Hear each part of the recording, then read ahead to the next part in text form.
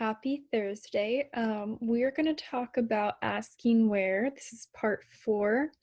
And today we're going to talk about prepositions. We've talked about a few different prepositions this week. We are going to add at to our list of prepositions. We've seen in and we've also seen on this week. And in this lesson, we are going to compare all three. So at, in, and on, and how we use them to talk about place. So let us start with at. We use at to tell where a person is. We can use this with the common word for a place or with the proper name for a place. And in our examples below, you will see the common word and then you will see the proper name.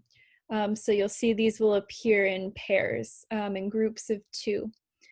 So for example, I am at the store. Store is our common word. I am at Walmart. Walmart is the proper name for the store. You are at the coffee shop. Coffee shop is our common word. You are at Starbucks. Starbucks is our proper name. She is at the bank. Bank is our common word. She is at Wells Fargo. Wells Fargo is our proper name. We can also use at to give addresses. Example, she lives at 1584 Sinclair Avenue. And again, an address, a full address, includes a street name and a street number. So down here, she lives at 1584, that's the street number, and Sinclair Avenue is the street name. So to use at, you will need both the number and the street name.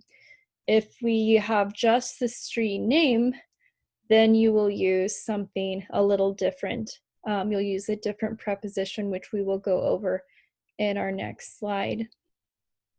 On. We use on to talk about streets, levels or floors, larger transportation, and also one-person transportation. So for example, they live on Marconi Avenue. So if you're just giving the street name, you will use on. So for example, let's say we're talking about, let's say there's a Walmart on Marconi Avenue. So we can give the street name, but we're not giving the street number. If we want to give a street number with the street name, we would use at. So they live on Marconi Avenue. He works on Lincoln Street. Levels and floors. The doctor's office is on the 3rd floor. My apartment is on the 2nd level. It's more common in America to see floors than levels, but you may hear both words. Again, you'll probably hear the word floor more than you will hear the word level, but it's good to know both. More commonly, you might see level in parking garages. So where you have, so in big places where you park your cars. So for example, if you go downtown, if you go to universities, they'll have different levels and they will usually refer to those as levels. In most buildings, you will see floors.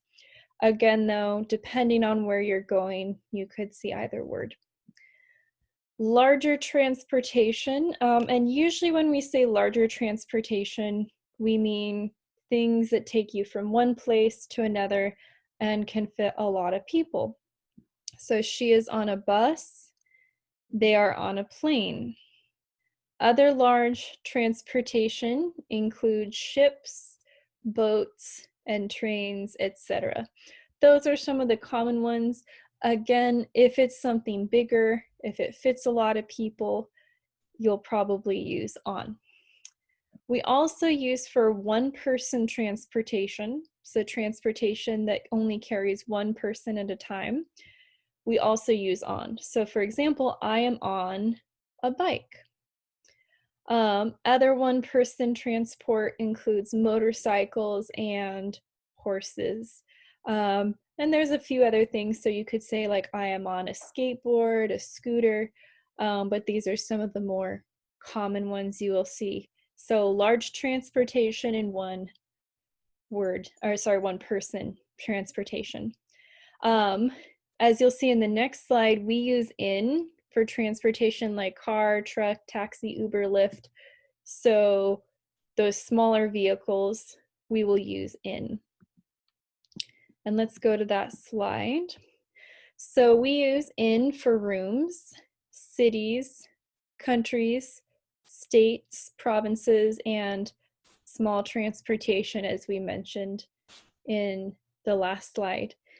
Example, I am in the bedroom, so the name of the room. Example, he is in Sacramento. She works in France. They live in New York. I go to the store in my car. She goes to the airport in an Uber. So here we have our room, our city, our country, our state. Some countries have provinces instead of states, but we would use in just the same. Small transportation, small transportation. And again, just looking back on that previous slide, small transportation are things like cars, truck, taxis, Uber, or Lyft. So in between our very big transportation and our small transportation, our one-person transportation, that's where this would fall in. And again, one thing to remember when you're using in is that in means inside. So anytime we're talking about a place that has borders and we're talking about being inside those borders, so like in a room, how a room has 4 walls. So you have your walls here, you have your walls here. So if I'm in a room, I'm inside those 4 walls. If I'm in a city, here's, let's say, a circle representing the outside of the city, and I'm inside that circle, those borders of that city. So things like counties, regions, we can also use in with those. So this has been a review of at, on, and in. As always, if you have any questions, please let me know. You can ask a question in the comments below. You can also just send me a message, make a comment in the Google Classroom, and just let me know if there's anything you need me to explain further. So as always, thank you for watching and stay tuned for more.